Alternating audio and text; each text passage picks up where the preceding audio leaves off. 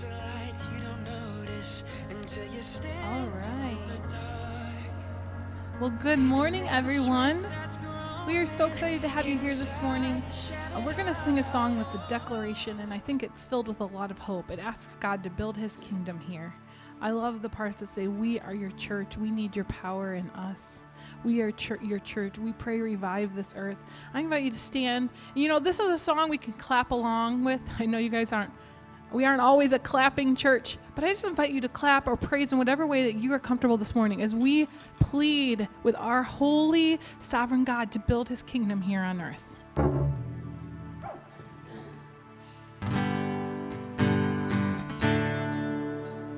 Set you rule and reign in our hearts again. Increase in us, we pray. Unveil our remain. Come set our hearts ablaze with hope, like wildfire in our very souls. Holy Spirit, come invade us now.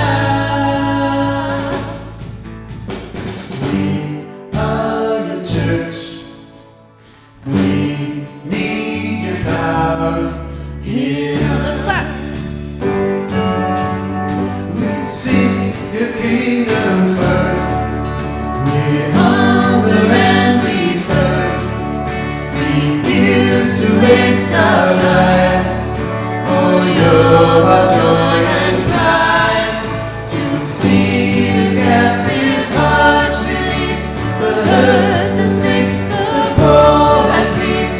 We lay down our lives for heaven's thought. We are your church. We pray revive this earth.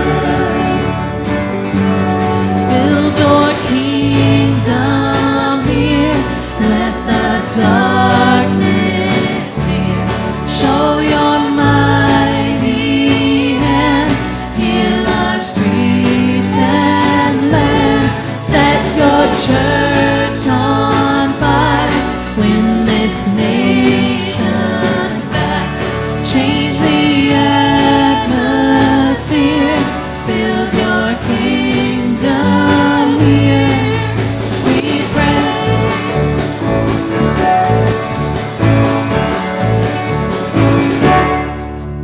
Unleash your kingdom's power, reaching the near and far. No force of hell can stop your beauty changing hearts. You made us for much more than this. Awake the kingdom seed in us. Fill us with the strength and love of Christ. We are your church. We are the hope on earth. Build your kingdom here. Let the darkness fear. Show your mighty hand. Heal our streets and land. Set your church on fire. Win this nation back.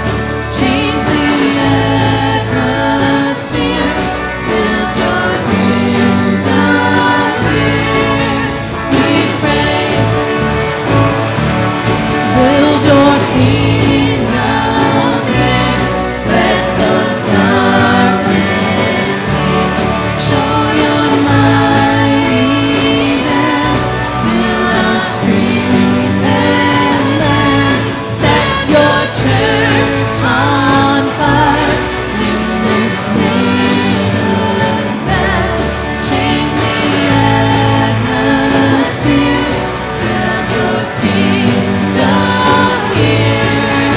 We pray.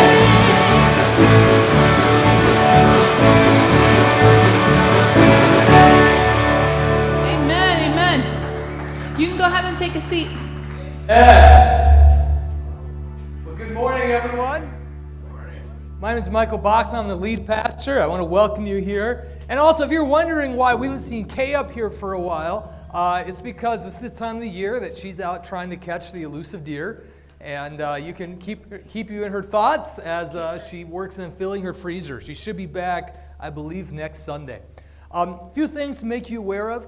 Just to begin with, one thing that most of you are aware of, you see in the news, is that we are having an uptick in COVID cases in our area. And we just want to encourage you, continue to be respectful of others, whether it's distancing, wearing masks. Just be aware of loving each other the best way that we can during this time. A couple things going on. Coming up next Sunday, we are doing a membership class. Membership is just a formal way of saying, I want to be a partner in what God's doing here at Crosspoint. And if you're interested in membership, there's an afternoon class, and then you meet with the elders to share your testimony. And if that would interest you, you can talk to me, or we have a sign-up over there on the Connection Center. Also, next at Connection Center, we have a Christmas tree up with some things hanging from that tree, and it's our baby bin tree. And this is just one way that you can minister during the season, one way that you can give. Baby Bin is a pretty amazing ministry we have here. It meets once a month that just gives out baby clothes, diapers to those who are in need. And we know with winter coming, there's a lot of families who need winter clothes. And what you can do is take something off the tree, maybe it's, say, mittens, hats, something like that. And if you take that, that's something that you would buy for Baby Bin as a way of giving, loving the name of Jesus to our community. One last thing, one thing that we have not done since we reopened is have a Sunday morning prayer focus. One of our values as a church is prayer. God tells us to pray. God tells us when we come before Him in prayer, we trust Him. I mean, He's a good Father. If He says no, it's because God knows better, but that God responds to prayer. And what we're going to do today, so we haven't done this for a while, but during the worship set, I just want to invite you, if any of you are here this morning and you would like prayer, maybe it's over your life, maybe it's someone close to you, maybe it isn't even like a physical thing, maybe you're just at a point in your life that you want the Holy Spirit active in your life in a new and powerful way. And if that's you, at any point during the worship set, head to the back of the sanctuary, and we have elders, prayer team members that it would be their privilege to pray over you. And we invite you to take advantage of that this morning. I'll remind you, because of COVID, we're not doing an offering plate, but if the Lord leads you to give, we do have a giving center in the back, and there's a box up here. Well, let us pray before we go back into the time of worship. Oh, Father, I think about that previous song, in your kingdom. Just think that when your kingdom is manifested, Lord, when you reign, what a beautiful place that is. Father, we came out of election, and I don't care who the candidate is. Man, Lord, they're nothing compared to you. You're the only one who truly is good, the only one who is truly just, the only one who is worthy. And Father, I pray that this morning that our gaze would be fixed on you, that you be Lord of what happens here. Father, may we experience your kingdom in a new way this morning. Thank you, Lord, for this time. In the name of Jesus, amen. Amen. As you stand to worship, we're going to be singing 3 songs leading into a sermon series. It's a 2-week series on conflict. And these songs kind of focus on some different aspects of helping to deal with and approach conflict. This first song is going to talk about God's faithfulness. The next song is going to talk about God's goodness. And the third song is going to talk about our love for each other as Christians. And so those were intentional things that we're going to be focusing on as we go in talking about conflict, all these aspects of God that should lead us to love one another as we seek to live out his mission in community with each other. So join with us as we sing about God's faithfulness.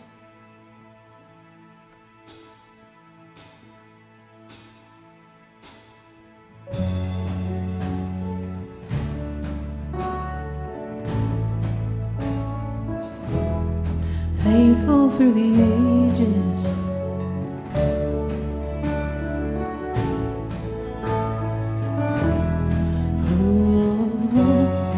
God of Abraham, you're the God of covenant, faithful promises. Time and time again, you have proven that you do just what you say. Though the storms may come and the winds may blow, I've been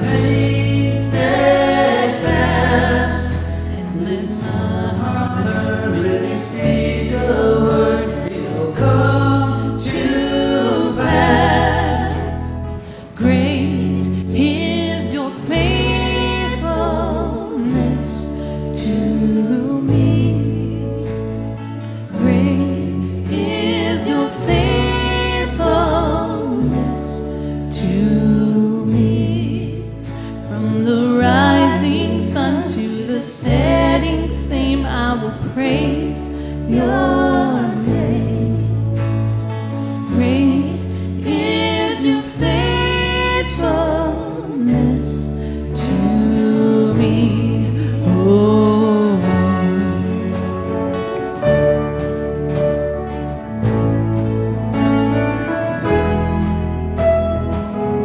seasons change, you remain the same. Oh, God, from age to age, though the earth may pass away, your word remains the same. Yeah, your history can prove there's nothing you can't do. You're faithful and true. Though the storms may come and the winds may blow, I'll remain steadfast and let my heart learn when you speak a word, it will come to pass. Great is your faithfulness to me. Great is your faithfulness to me. From the rising sun to the setting same, I will praise your name. Great is your faithfulness to me. Oh,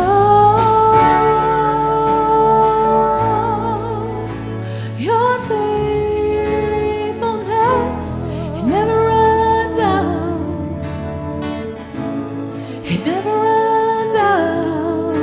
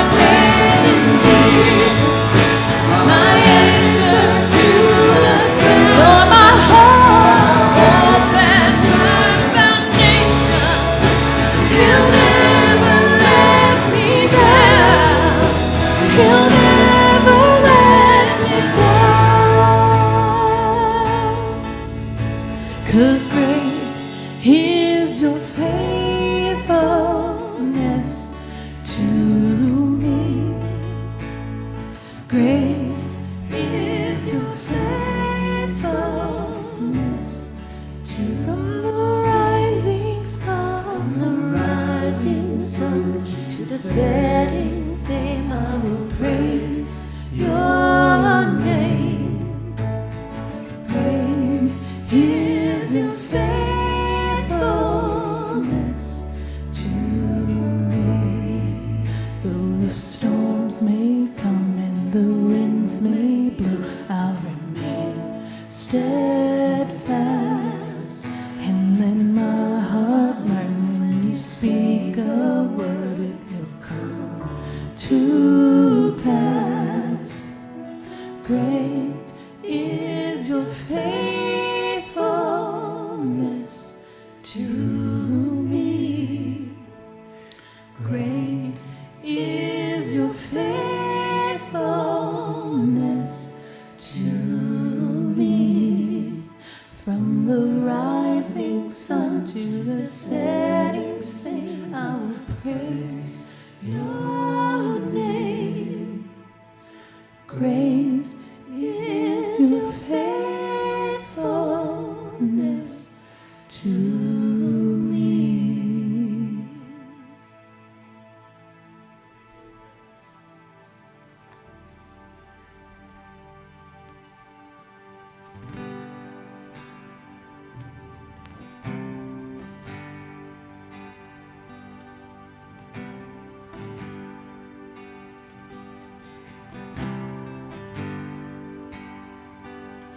I love you, Lord. Oh, your mercy never fails me. All my days I've been held in your hands.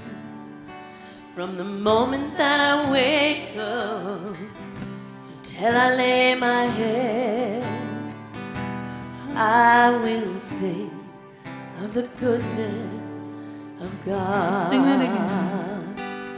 I love you, Lord. Oh, your mercy never fails me. All my days I've been held in your hands. From the moment that I wake up till I lay my head, I will sing of the goodness of God. All my life you have been faithful. All my life you have been so, so good. Every breath that I am able, I will sing of the goodness of God.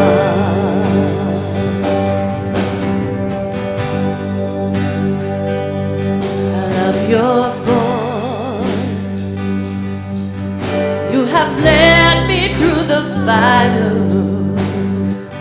in darkest night. You are close like no other. I've known you as a father. I've known you as a friend. And I have lived in the goodness of God. All my life you have been faithful. All my life you have been so, so good. Every breath that I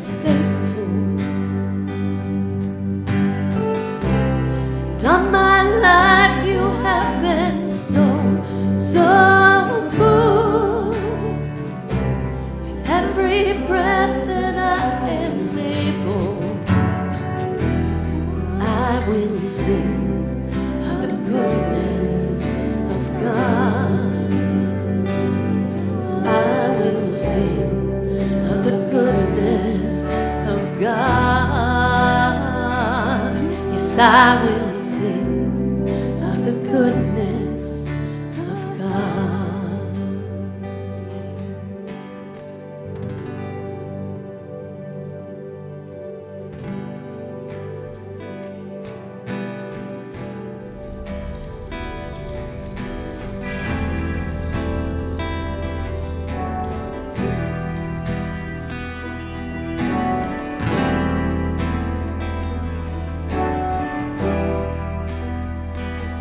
We are one in the Spirit, we are one in the Lord.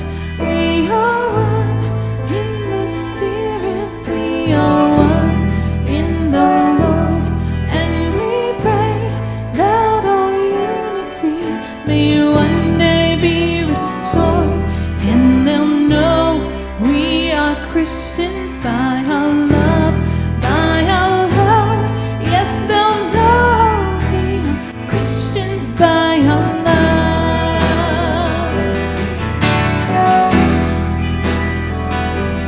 We will walk with each other. We will walk hand in hand. We will walk with each other. We will walk hand in hand. And together we'll spread the news that God is in our land. And they'll know we are Christians by our love, by our love. Yes, they'll know we are Christians by our love.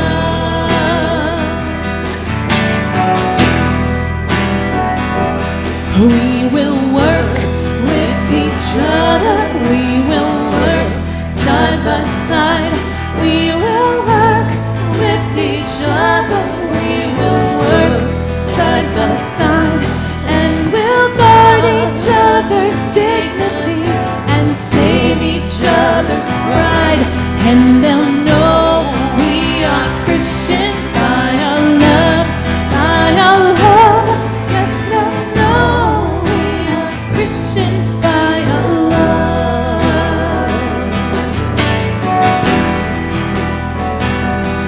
Oh, praise to the Father, from all things come, and all praise to Christ Jesus, His only Son, and all praise to the Spirit who makes us one. And they'll know we are Christians by our love, by our love. Yes, they'll know we are Christians by our love.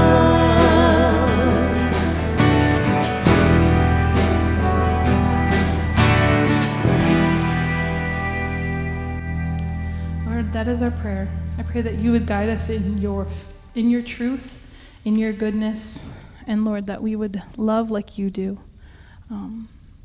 When we fail, I pray that you would give us grace and allow your Spirit to make the difference.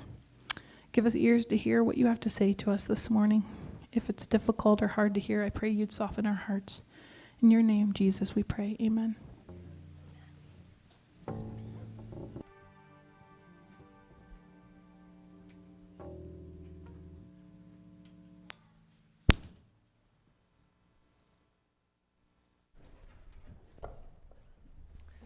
I do have a praise to share with you this morning. 2 weeks ago, we had Lynn with us sharing about how she was hoping to get a chance to go back to Asia soon to resume work. And no idea with COVID as to would that be soon, would that be several months yet. And God's opened the door. She's actually flying back to Asia next week. So continue to keep her in prayer that God would work through her in a powerful way as she resumes ministry. Back when I was in college, my senior year, I interned at a church in western Minneapolis, and I really loved the church. I loved our lead pastor, Paul. The church had this passion for reaching lost people, and I learned a lot being a part of that. But one day that I remember very vividly it was a Tuesday in February.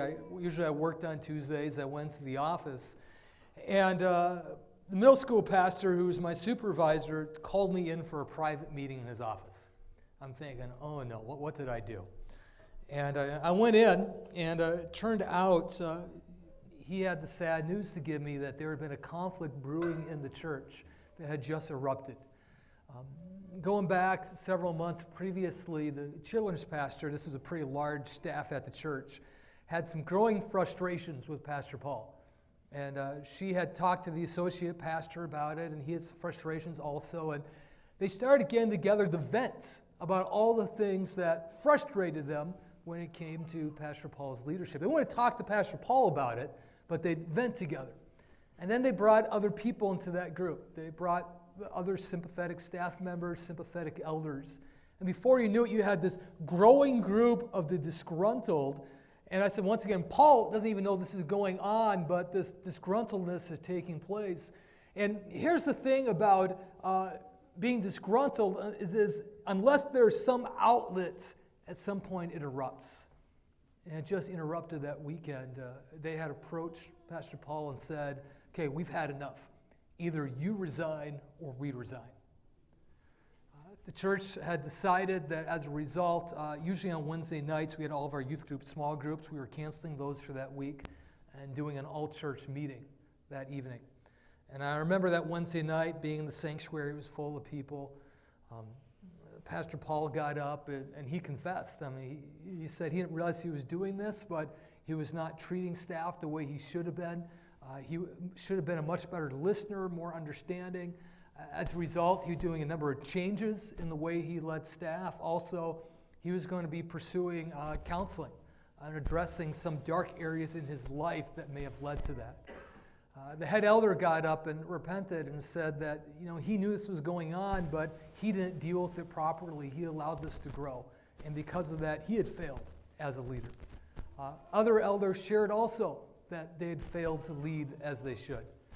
And then the congregation was invited that anyone else who wanted to speak, who wanted to say a word of whether it's confessing themselves or encouragement, a chance for them to share. And I remember sitting there and just feeling like something holy was going to happen. That you had these repentant leaders on the stage. This would be a great opportunity for the Spirit of God to flow through that room and do healing.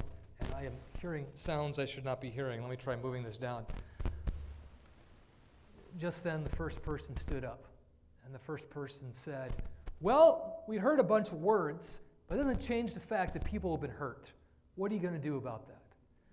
And a second person stood up and said, yeah, someone needs to pay for what happened. Then a third person stood up and said, well, I don't know what's wrong with the rest of you, but man, I think Pastor Paul's doing a great job, and he just bared his soul on stage, so I think you guys just need to get over it and move on. And I remember feeling this sense of almost like the air being let out of a balloon, this sick feeling in the pit of my stomach. And the room just kind of erupted in the people throwing words back and forth, fighting over the future of the church. Well, over the next several months, there are a number of things that happened. To begin with, Paul did stay on as the lead pastor, and he changed a number of things about the way that he led the team. But a number of staff members did leave. They actually went down the street and started a new church, kind of a church for the remnant, and a number of people moved in that direction. What really grieved me is there have been a number of people who had started attending the church in that year who were not Christ followers, who were exploring Christianity. And many of them had kids in the youth group that I was working with. And when this conflict erupted, most of those people disappeared. And I hope that they found another church community someplace else to get involved in. But my guess is for many of them, they had given the church a try and had realized they really didn't want to be around Christians. Because the message they got was not a message of love, but a message of division and conflict. And I would love to say that, as I walked away from that point, that was a once-in-a-lifetime experience, that I never experienced conflict again. But in 15 years of working in multiple churches, there's been many different conflicts, some small, some big. And my guess is in this room that if you've been around the church for a long period of time, you probably experienced conflict also. Some of you may bear deep wounds because of things that have happened. that sometimes the people of God can be vicious in the way they treat each other. You know, when you think about conflict, conflict itself is not bad. One definition I found that I like is from Alfred Poyard. He says is that conflict is a difference in opinion or purpose that frustrates someone's goals or desires. Because we all have things that we want. We all have desires. We're all moving toward those desires. And there are times when other people get in the way. When other people get in the way of what we want, a conflict occurs. Now, when you have a Christian community, when people who are committed to love and committed to following God's design for conflict, conflict can be resolved in a way that actually is beautiful and points people toward God. But so often in the church, it is not handled Christ's way. And I do wonder. I wonder if maybe one reason why churches are known for conflict and while maybe many of you have experienced painful conflicts, because we're not equipped on how to handle conflict in a way that Christ gives us. In looking around this room, I think one thing we can count on is everyone in here fall in one of two categories.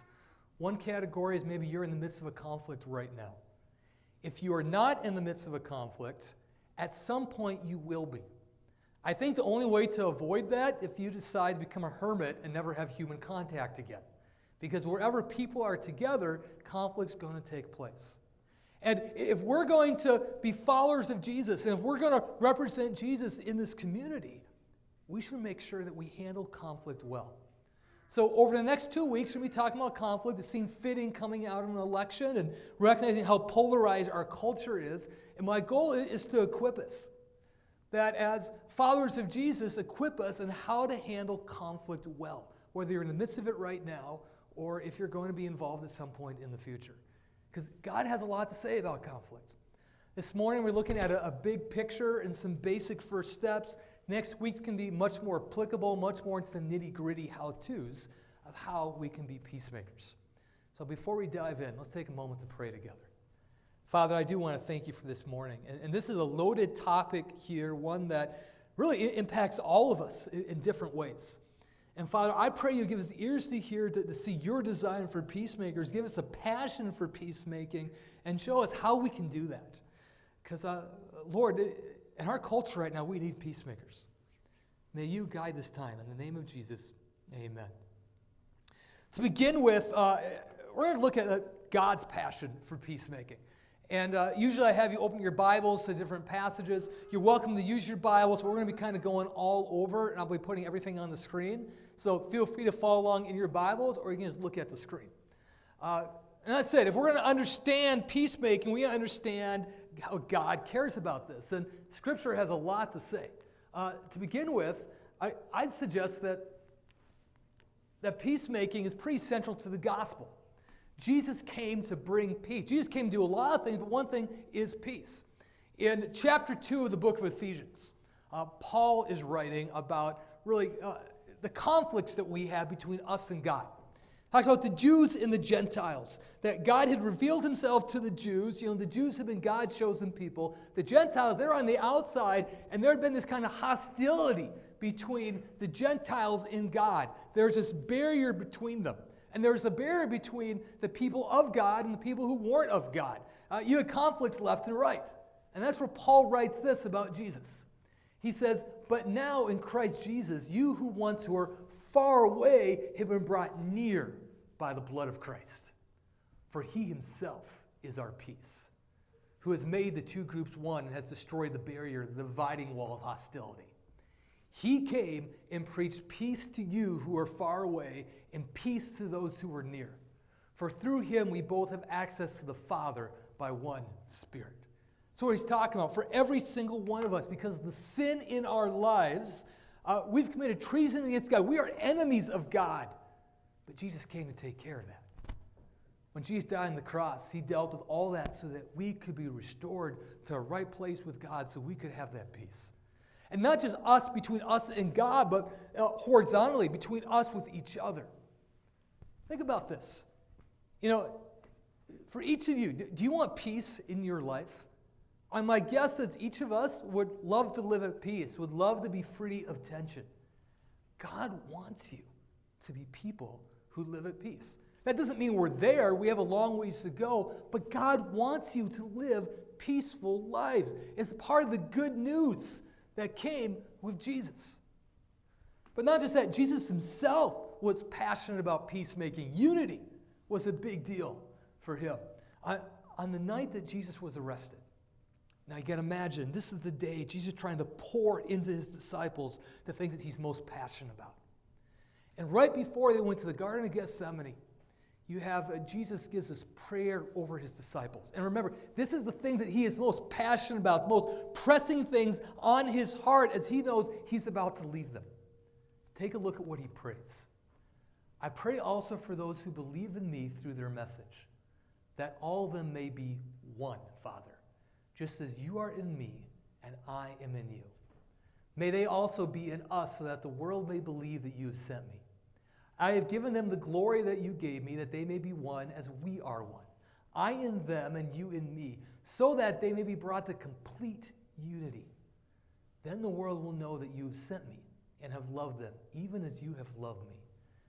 Again, may they be one. May they be brought to complete unity. Now, this did not mean that the early Christians would agree on everything. There would be disagreements. But they'd unify. There'd be peace around their love for God, their commitment to follow Jesus. So Jesus was praying for God, may they be one. May there be peace among the church.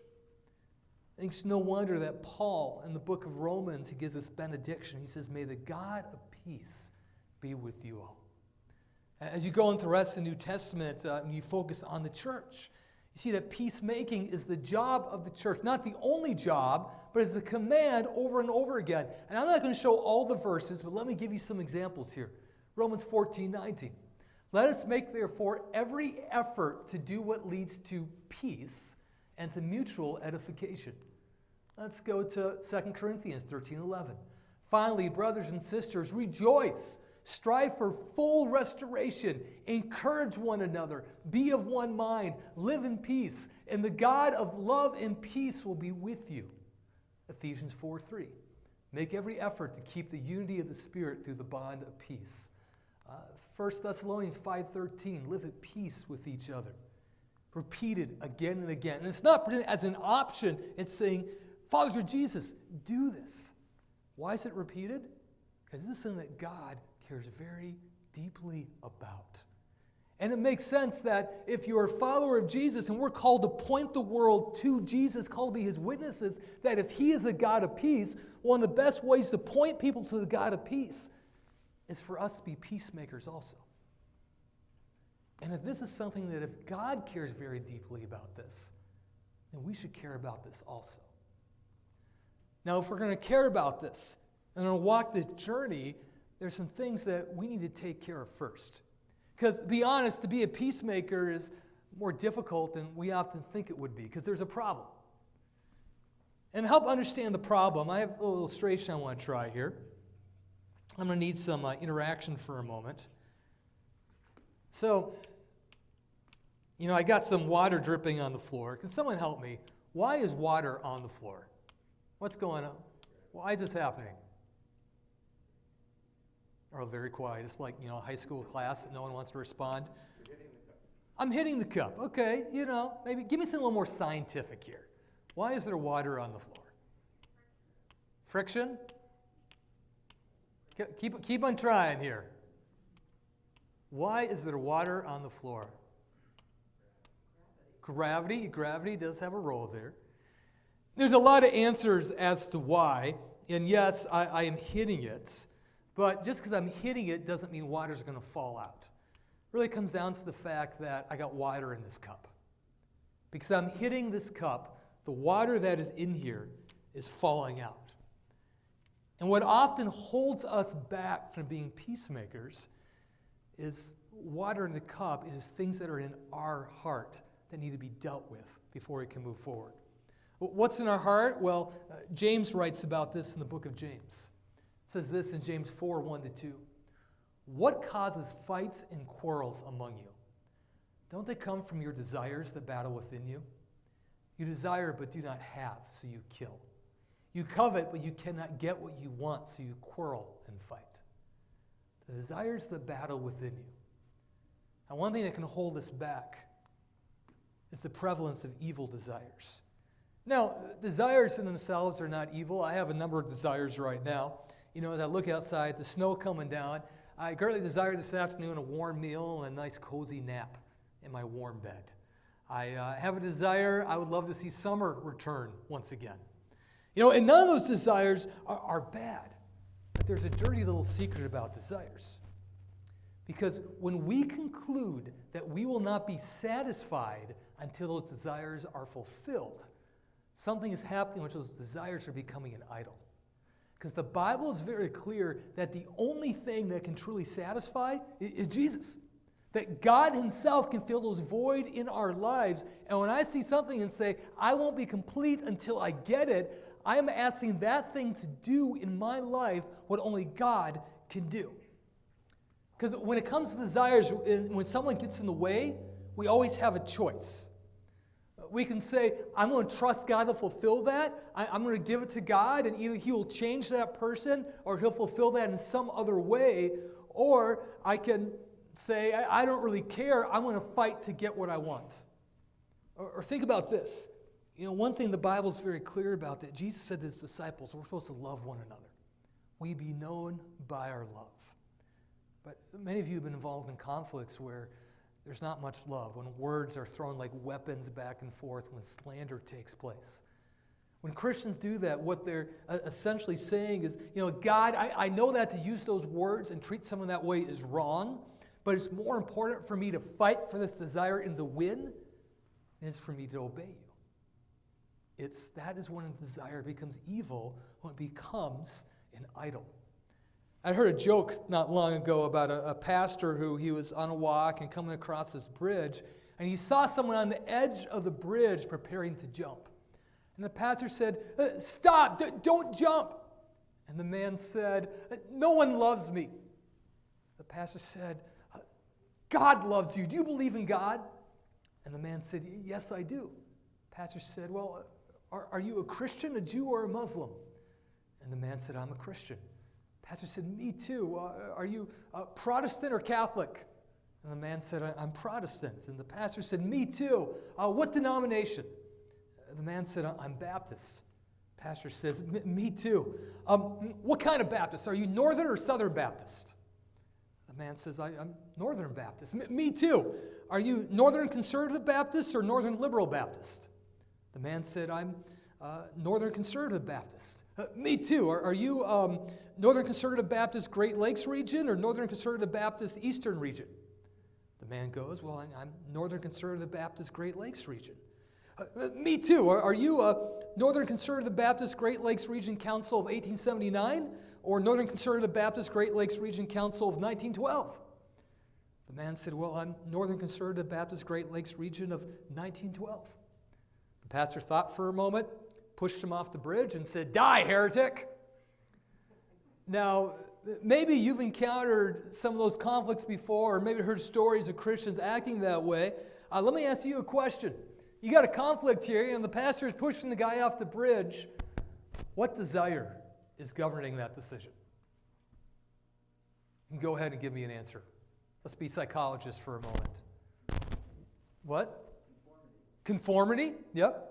What else? Any other guesses? Here's what I would suggest. I would suggest that maybe one desire that's governing that conflict is the desire to be right. To be right on anything. As Thomas said, with conformity. And here's the thing about being right. Theology matters. Correct doctrine matters. When I think about the Bible, we want to make sure that we're reading this book right.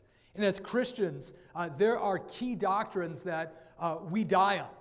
I mean, we will fight for the divinity of Christ. We will fight for salvation by faith alone.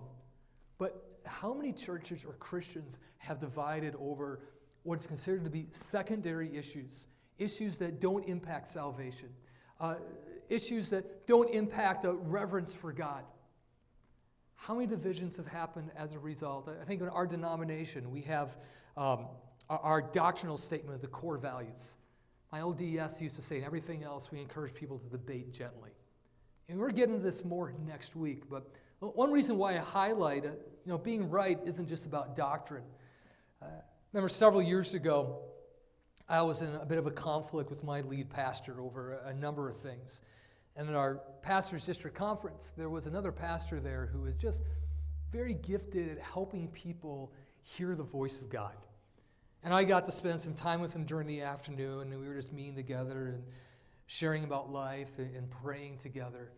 And at some point in the conversation, he goes, Michael, it's really important to you to be right, isn't it? And it kind of hit me that, oh yeah, that is a part of this conflict I'm having with my lead pastor. We disagree on some things about the way of doing church. And for me, I do like to be right, and sometimes my desire to be right causes me to act in a way that is not Christ-like, in a way that is not loving. That desire to be right in some ways become an idol in my life. And we could think of so many other desires that can come into play. I think back to the church I interned at. What initially started that conflict, the frustrations with Pastor Paul really were two things. One thing was the right thing, disagreement over just ways of doing church, and one side felt like they were right, didn't want any nonconformity, but also there's a sense that Pastor Paul was not properly listening to them, and that's important. That's a big deal. But they let that desire lead them to divide the church in a way that was not godly. And it's not just these desires that show up in the midst of conflict. Sometimes they can prevent us from being peacemakers in the setting that God is calling us to be peacemakers in. Andy Stanley talks about conflict being a 300-pound gorilla in a cage. And that if you try to be a peacemaker in a conflict like that, really it's like stepping in a cage for a 300-pound gorilla. It is scary. It is messy. People don't want to do that. But if God has called us to be peacemakers, and maybe you can think right now of a conflict that maybe God's calling you to be a voice into, and you're holding back because you don't want to be a part of that mess, what's the desire at stake? The desire is to be comfortable. And we can make an idol at that desire of comfort. John Piper says this, sin is what you do when you are not fully satisfied with God. And there is something that we need to understand here if we're going to be peacemakers, if we're going to share God's heart for peacemaking. And I said earlier, next week we're going to get into more practical approaches to resolve conflict. But before we do that, we have to deal with the water in the cup. We have to deal with what's in here.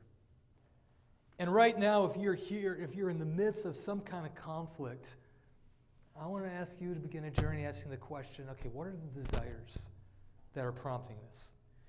If you're going about conflict in a way that is not loving, once again, what are the desires there? And sometimes it's very easy to figure that out, sometimes it's not. We can be very good at justifying desires and justifying wrong behavior as saying that, we're just defending righteousness. Go back to the pastor on the bridge, man. He's defending proper doctrine. He's defending righteousness by pushing the guy off.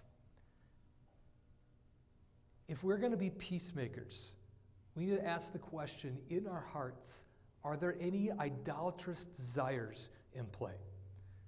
Maybe that requires just spending time alone with God and saying, God, I want you to search my heart. I think I'm doing the right thing, but search me. Is there something that I need to clean out? Maybe you need to input as someone else, another godly person, and say, I've been walking the journey asking God to search me. Maybe you see something I don't. You see a blind spot that I can't sense on my own. And when we find that, if there's something there, if God exposes something, then take the step and say, okay, God, I'm going to give this to you. I'm going to submit this desire to you. I'm going to trust you. I'm going to ask you to do a healing work in my life to fill me with your Spirit. So instead of being someone who causes division, be someone who can seek peace. Because you are a God who has called us to be peacemakers. You are a God who is passionate about unity. When Jesus gave the Sermon on the Mount in Matthew chapter 5, he said this. He said, "Blessed are the peacemakers, for they will be called the sons of God." Wouldn't it be amazing? I think about all the divisions in our culture, how polarized we are. If when people looked at the church, they saw something different. They saw a community committed to peace, committed to healing. You know, one thing that God's been doing in my heart really over the last year, especially in the midst of COVID and quarantine and just the disconnections that, you know, we've been having, is recognizing the gift of community. One of the greatest things that God has given us is to be a part of his family. We were not meant to do this alone. Your walk with Christ, you're meant to be a part of a support group, essentially, of a group of people that we can challenge each other together, that as a community we can move forward and moving closer to Jesus. This is a great gift that God has given us. And our community, the way we live in community, is one way that we show Jesus to the outside world. It matters that we get this right. So as I've been praying through and preaching, one thing that's kind of looking ahead, when we begin the year in January and February, we're going to spend some time talking about what does Christ-centered community look like. And what we're doing these next 2 weeks in Conflict is kind of a prequel of moving in that direction, a better understanding how do we do a community that loves each other, interacts with each other, and resolves conflict in a way that represents Christ. And I really hope that over the next couple months, Christmas, we're going to go in a different direction because it's Christmas, but I really hope that you engage and as a community work on this together. How do we reflect Christ through our community? As I said this morning, my goal is kind of give a big picture, some initial things to Conflict. Next week is going to be much more nitty-gritty application. But as we go from here, I want to ask you to, first of all, ask the question, are there desires in your life you need to deal with? But is peacemaking a part of your life? If that's something that God cares about, do you share that passion? Because once again, our world desperately needs peacemakers who share in the heart of God. Let's close in prayer. Father, I want to thank you for this time. And even as I think about this in my own heart, I realize how far I fall, how often for me that I want to be right. I want to defend being right. That peacemaking is often a low priority, and which, Father, you care very deeply about this. For every one of us, may you give a burden in our heart to be people of peace, people who are seeking reconciliation. It says you died to reconcile us to you. May we have that passion also. May we have a passion for the church to be one, just as the Trinity is one. Father, may you haunt us with this thought as we go from here. We ask this in the name of Jesus. Amen. May God bless you this week. Go enjoy the snow, build a snowman, stay warm. You take care.